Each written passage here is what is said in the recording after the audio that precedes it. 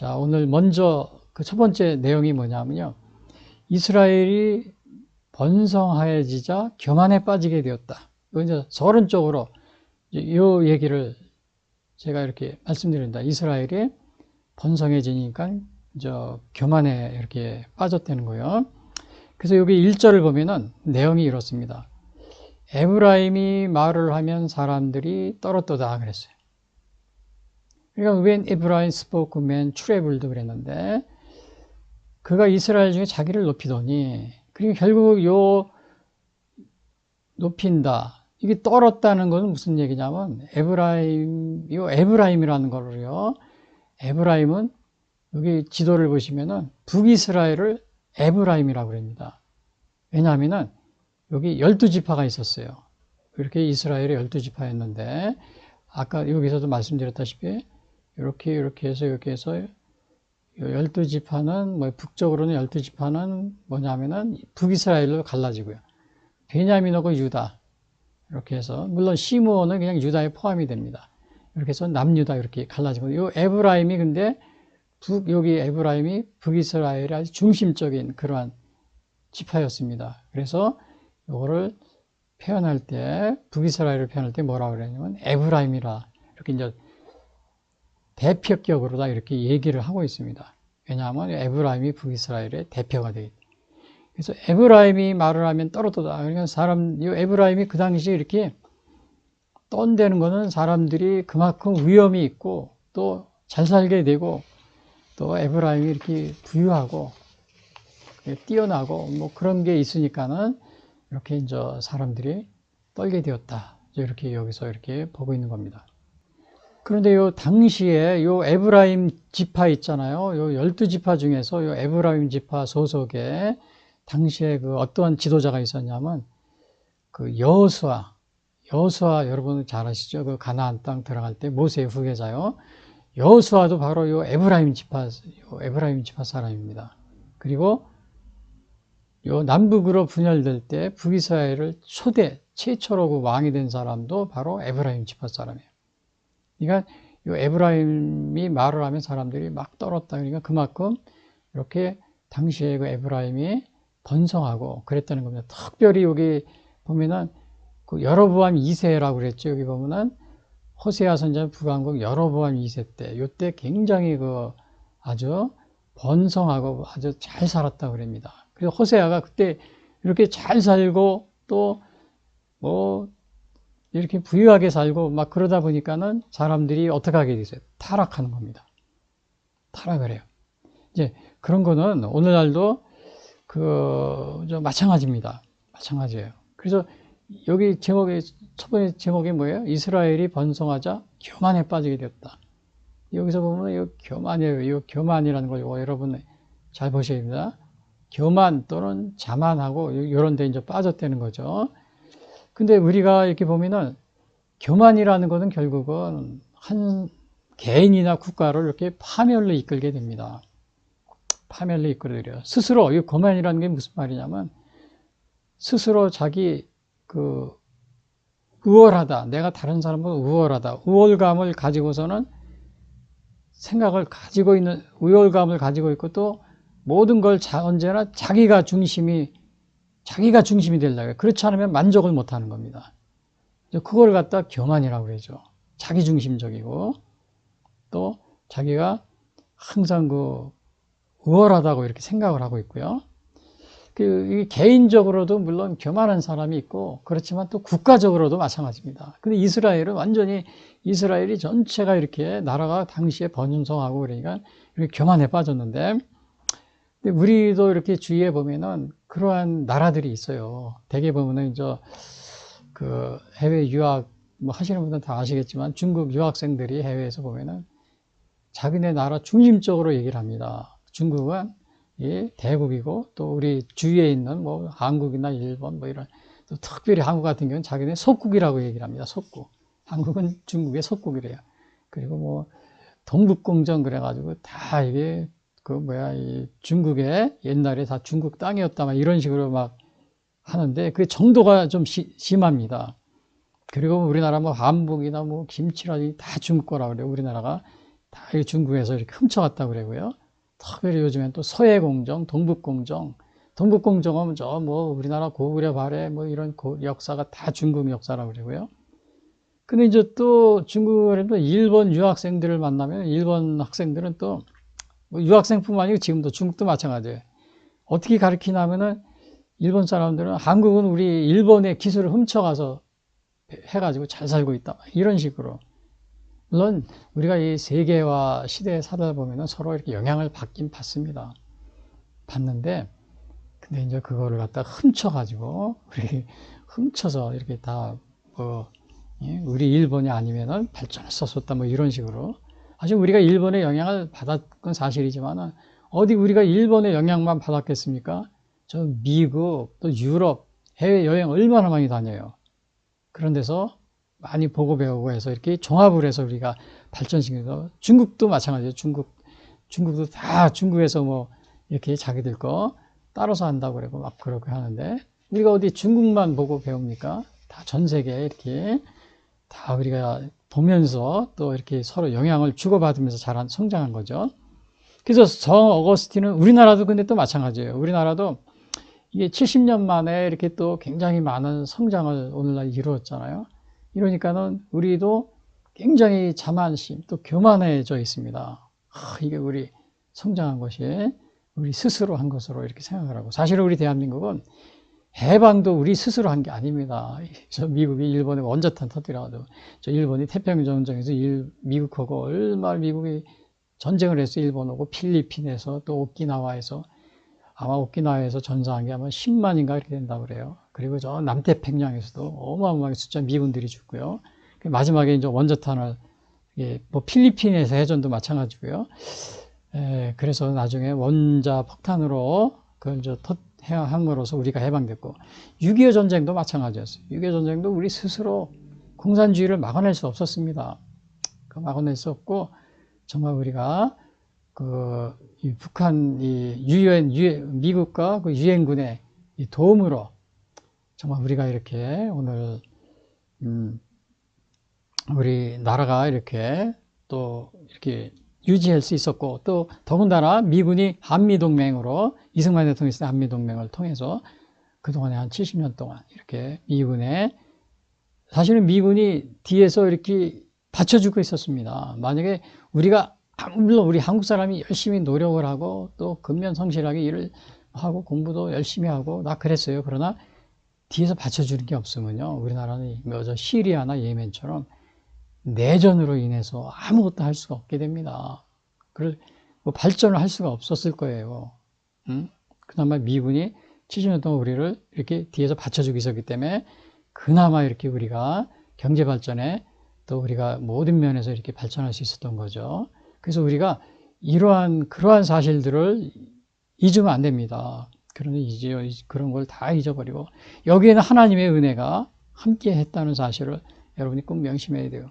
여러분 보세요. 요즘에 우크라이나 전쟁에서 젤렌스키가 미국과 서유럽에 이렇게 도움을 요청해도 어느 한 나라가 이렇게 나와서 움직이는 나라가 봤습니까? 유엔도 그렇고 말로만 하죠. 말로만 도와준다고 그래요. 그럼 우리나라는 정말 그냥 순식간에 유엔 16개국이 도와주고 미군들이 도와주고 여러분 이게 우연이 아닙니다. 하나님의 은혜가 아니면 이렇게 될 수가 없었던 일입니다. 더군다나 거기에 초대 대통령 이승만 대통령이 아니었다면은 그러한 기적은 일어나지도 않았고요. 그런데 오늘 우리는 정말 이 이스라엘처럼 여기 교만에 빠져가지고 우리 스스로 열심히 한 것처럼 이스라엘이 그래가지고 아주 여기 치명적인 그러한 교만의 치명적인 그래서 오늘 이렇게 교만에 빠지게 되어 있는 거예요. 에브라임이 말을 하면 사람들이 떨어떠다. 왜냐? 잘 살게 되었었거든요. 이렇게 부강하게 떨 정도로. 근데 자기를 높였다 그랬어요. 자기를. He was exalted in Israel. exalted는 자기를 높인다는 거예요. 그래서 우리가 성경에는 요거에 대해서 우리는 성경에는 어떻게 나오냐면은 이렇게 나옵니다. 교만에 대한 성경이 가르침이 있어요. 여기 보면은 교만은 패망의 선봉이요 거만한 마음은 넘어짐의 앞잡이다. 잠언서 16장 18절. 여기서도 교만은 패망한다 그러죠. 패망의 선봉이라 했어요. 넘어짐의 앞자리. 그래서 여러분들 요 교만하면은 망하게 돼 있어요. 그 다음에 넘어지게 되고 이스라엘이 그렇게 된 겁니다. 그 다음에 잠언서 11장이죠. 교만이 오면 욕도 오거니와 겸손한 자에게는 지혜가 있다. 누가복음 14장 11절 무릇 자기를 높이는 자는 낮아지고 자기를 그래서 이게 오늘 성경의 요 교만에 대한 교훈입니다. 이런 교훈이 있는데 요 이스라엘은 이것도 모르고 어떻게 했어요? 이렇게 자기들이 좀 부유해지니까 이게 교만해져 가지고 결국은 성경 말씀대로 어떻게 치명적인 아주 그런 결론에 도달하게 됩니다. 그래서 오늘 요 교만한 이렇게 해가지고 교만한 사람이 예를 들면 바로가 여기 있습니다. 요 바로를 보면은 모세가 여기 모세가 이제 출애굽에서 이 바로 왕 앞에 쓴 거잖아요. 우리 이스라엘 백성 400년 노예 생활하는데 하나님이 구해줘라 그러니까 애굽 왕 바로한테 간 겁니다. 가서 내 백성을 달라 그러니까 바로가 여기 뭐라 그랬냐면 여기 뭐라 그랬나 봐요. 바로가 이르되 여호와가 누구이기에 내가 그의 목소리를 듣고 이스라엘을 보내겠느냐 이런 식으로 얘기합니다. 여호와 하나님이 누구야? 모세가 우리 이스라엘의 하나님이 이스라엘 내 백성을 내놓으라고 했다 이렇게 얘기하니까 이 사람은 바로는 여호와가 누구냐? 이게 이제 바로죠. 나는 여호와를 알지 못하니 이스라엘을 보내지 아니하니라. 그러니까 이거 얼마나 교만한 겁니까? 하나님을 자기가 알지 못한다. 바로가 알지 못한다 그래서 하나님이 이렇게 바로에게 겁을 먹거나 그런 하나님은 아닙니다. 그런데 이 바로가 아주 그렇게 얘기를 합니다. 물론 이제 나중에는 완전히 이 바로가 10가지 재앙을 만나고 또 홍해수 뒤에 쫓아가다가 그냥 물에 다 수장되는 이제 그러한 결과를 얻게 됩니다. 그게 여기 뭐라 그랬어요? 교만은 요 패망의 선봉. 예? 뭐라 그랬어요? 교만은 패망의 선봉이요. 거만한 마음은 넘어짐의 앞잡이다. 이게 성경 말씀 그대로 이루어지는 겁니다. 그리고 여기 또 느부갓네살 왕. 요 느부갓네살 왕은 요 바벨론의 왕이라는 걸 여러분 다 아실 겁니다. 요 느부갓네살 왕이 이제 하루는 정말 크게 나라를 일으키고 또 성공을 해가지고 꿈을 꿨습니다. 꿈을 꿨는데 요 느부갓네살이 하루는 어떠한 그 교만한 마음이 생겼냐면 이렇게 얘기를 합니다. 나 왕이 말하되 이르되 다니엘서 4장 30절이요.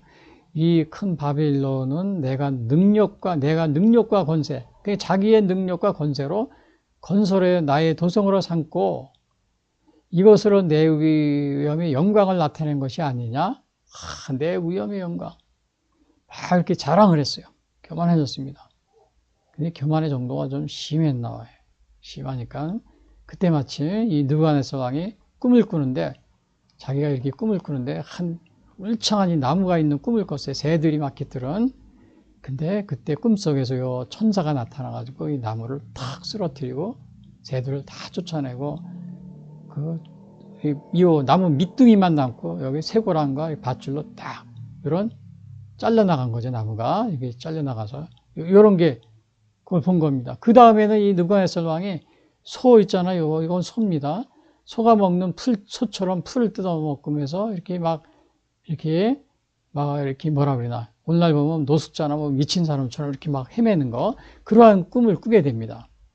그래서 이러한 꿈을 꾸고 나서 해몽을 위해서 다니엘 선지자를 불러서 얘기하는데 다니엘 선지자가 그때 그럽니다. 왕이 여기 교만해서 하나님 여기 보면은 내가 내 능력과 권세로 이렇게 했다. 이러한 마음으로 인해서 하나님이 바로 이렇게 다 나무가 잘렸지만은 그런 이렇게 그릇 이렇게 남아있듯이 나중에 왕께서 이렇게 고생을 하다가 다시 이제 회복할 겁니다. 이거를 알려줍니다. 그래서 느부갓네살 왕은 결국 이 다니엘 선지자 얘기 말처럼 7년을 갖다 이렇게 이제 그냥 뭐라 합니다. 제정신이 아니게 이렇게 막 고생하다 다시 돌아옵니다. 하나님의 그리고 나서는 고백하는 게 하나님께서 내가 이룬 것이 내가 한 것이 아니고 하늘의 하나님이 나를 도우신 것이구나. 이러한 그 겸손한 마음으로 자기가 돌아오게 됩니다.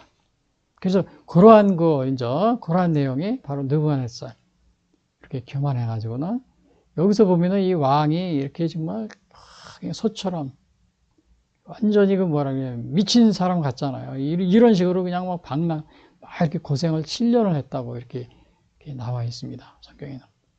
그래서 오늘 우리가 여기 뭐예요? 교만은 패망의 선봉이요. 넘어짐의 앞잡이다. 근데 오늘 여기 제목이 뭐예요? 이스라엘이 번성하자 교만에 빠지게 되었다. 근데 요거는 우리나라도 마찬가지로 그렇게 할 수가 있죠. 오늘 우리나라가 이렇게 막 발전했어요.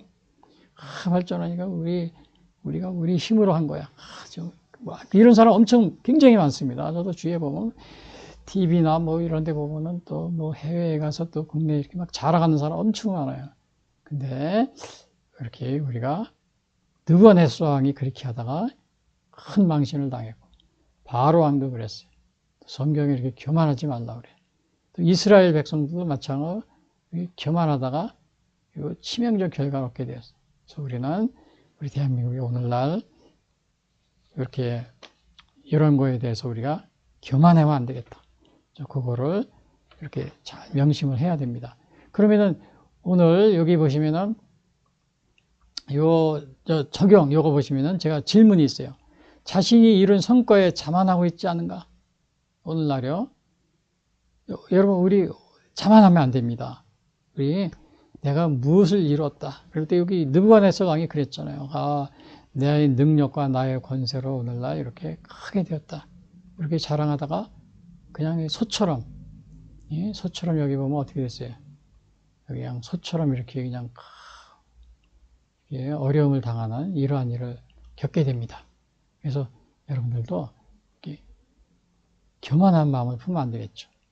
그 다음에 두 번째 질문이요. 3.1운동과 강복을 거쳐 오늘날 대한민국이 이룬 성취에 대하여 자만하고 있지 않은가?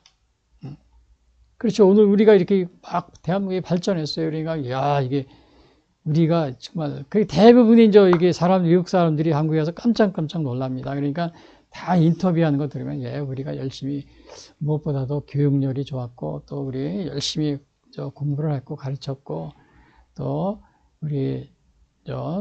이제 우리 국민들이 열심히 일하고 또 빨리빨리 하고 그렇게 해가지고는 이렇게 됐다. 물론이죠. 그게 그렇게 한 거죠. 그러나 근본적으로 우리나라는 하나님의 은혜가 있었습니다.